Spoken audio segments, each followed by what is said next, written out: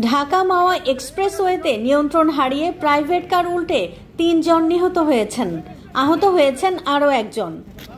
বৃহস্পতিবার ২১ আগস্ট সকাল ৬টার দিকে মুন্সিগঞ্জের শ্রীনগর উপজেলার ১৬ঘর এলাকায় যাত্রী ছাউনির পাশে ঢাকামুখী লেনে এ দুর্ঘটনা ঘটে।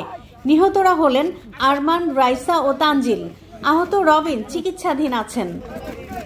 শ্রীনগর ফায়ার সার্ভিসের স্টেশন অফিসার দেওয়ান আজাদ হোসেন জানান, প্রাইভেট কারটি মাওয়া থেকে ঢাকার দিকে যাচ্ছিল।